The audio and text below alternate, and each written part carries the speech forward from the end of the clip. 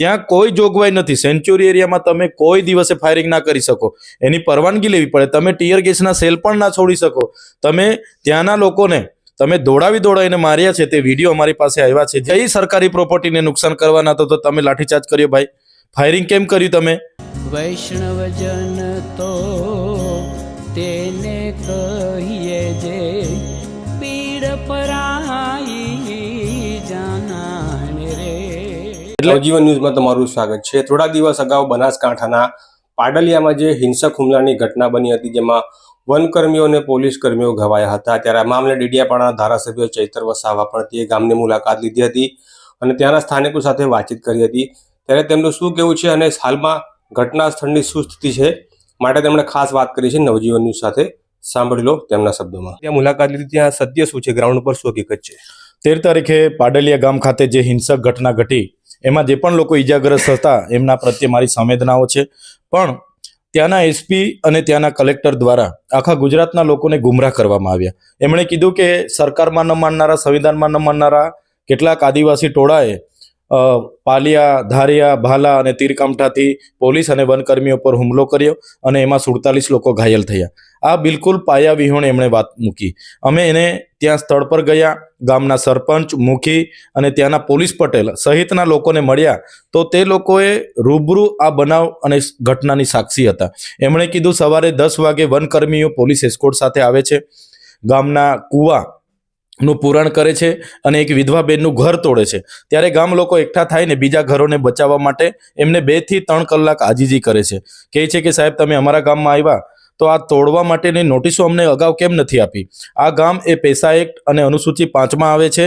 અમને સરકારશ્રી દ્વારા 2006ના અધિનિયમ, વન અધિનિયમ અધિકાર અંતર્ગત સનતો મળી છે, તો અમારું જ ગામ કેમ તમે ટાર્ગેટ કરો છો? ત્યારે એ બોલવાવાળા 8 થી 10 આગેવાનોને પકડીને બળજબરીપૂર્વક પોલીસવાળા લઈ જાય છે અને એમને છોડાવવા માટે કેટલાક ગામવાળા વચ્ચે પડે છે। ત્યારે પોલીસ અચાનક લાઠીચાર્જ પર ઉતરી આવે છે અને ખૂબ મોટા પાયે લાઠીચાર્જ થાય છે। લોકોને દોડાવીને મારવામાં આવે છે। બાદમાં 27 ટીયર ગેસના સેલ છોડવામાં આવ્યા છે। ત્યાં 50 થી પણ વધારે રાઉન્ડ ફાયરિંગ થયું છે। એની ત્યાં કારતૂસો પણ ત્યાં મળી છે। ત્યારે આ જે ઘટના ઘટી એને લોકો સામે કહેવાની બદલે ત્યાંના એસપી અને કલેક્ટરે એકતરફી કાનૂની કાર્યવાહી કરી।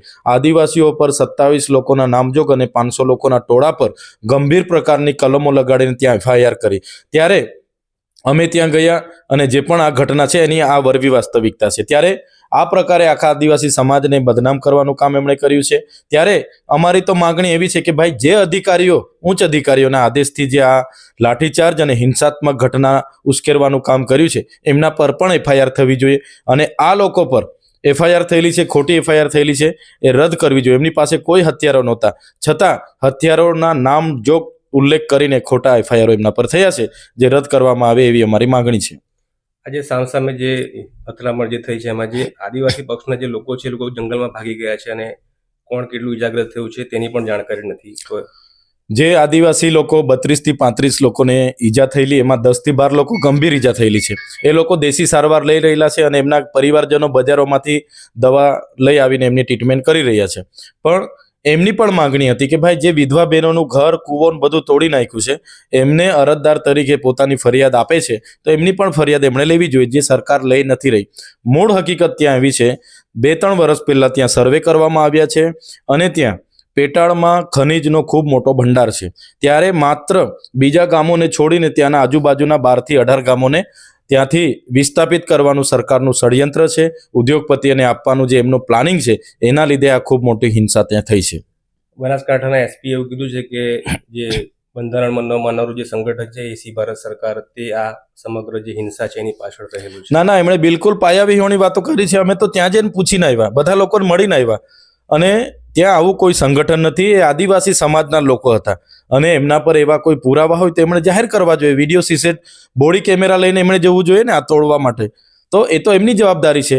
તાનો વિસ્તાર એ વાઇલ્ડ લાઈફ એક્ટ અંતર્ગત આવતો વિસ્તાર છે, સેન્ચ્યુરી એરિયા છે, વન અધિનિયમના અનેક કાયદાઓ ત્યાં લાગુ છે। તમને ત્યાં ફાયરિંગ કરવાનો ઓર્ડર કોણે આપ્યો? ત્યાં લાઠીચાર્જ કરવા તમે ગયા, એ લોકો જંગલમાં હતા, એ તમારી કઈ સરકારી પ્રોપર્ટીને નુકસાન કરવાના હતા તો તમે લાઠીચાર્જ કર્યો ભાઈ? ફાયરિંગ કેમ કર્યું તમે? એટલે આ કાયદા અંતર્ગત પણ એમના પર એફઆઈઆર થવી જોઈએ। ત્યાં કોઈ જોગવાઈ નથી. સેન્ચ્યુરી એરિયામાં તમે કોઈ દિવસે ફાયરિંગ ના કરી શકો, એની પરવાનગી લેવી પડે. તમે ટીયર ગેસના સેલ પણ ના છોડી શકો. તમે ત્યાંના લોકોને તમે દોડાવીને માર્યા છે, તે વિડીયો અમારી પાસે આવ્યા છે, જે ગંભીર બાબત છે. અને જે પ્રકારે આ એસપી નર્મદામાં હતા, કેવડિયાના લોકોના ઝૂંપડા તોડ્યા, આદિવાસી વિરોધી માનસિકતાના લીધે એના ખોટા બધા અમારા પર કેસો કર્યા, એ જ એસપી ત્યાં છે. અને ત્યાંના આદિવાસીઓને આ રીતના ડરાવવાનું ધમકાવવાનું એને કામ કર્યું છે. અમે તો ગયા હતા, એસપી કચેરી બી જવાના હતા, એને મળવાના હતા, પણ એ ભાઈ ક્યાં અમને દેખાયા નહીં એમના પોલીસ અધિકારીઓ. બાકી અમે ડરવાવાળા લોકો નથી, લડવાવાળા છે. આદિવાસીને ડરાવવાની જે એમણે વાત કરી છે, અમે ડરવાવાળા લોકો નથી.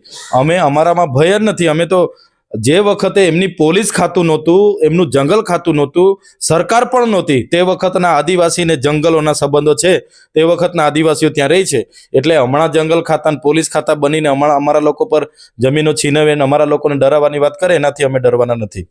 હાલમાં જે બનાસકાંઠા પોલીસ દ્વારા જે આદિવાસીઓના ટોળા પર જે એફઆઈઆર દાખલ કરવામાં આવી છે, અને તમે માધ્યમોમાં એ પણ કહ્યું છે કે એમની સામે જે કેસો થયેલા છે, જે રીતે હાર્દિક પટેલ જે પ્રકારે હમણાં તમામ નામદાર કોર્ટો દ્વારા હાર્દિક પટેલ સહિતના આગેવાનો પર દેશદ્રોહ સહિતના તમામ ગુનાઓ પરત ખેંચી લીધા છે ભાજપની સરકારે. હાર્દિક પટેલ હમણાં કોંગ્રેસમાં હતા 2022 સુધી, ત્યારે એક કેસ નથી ખેંચ્યો, અને જેવા ભાજપમાં ગયા એવા બધા કેસો ખેંચી લીધા છે.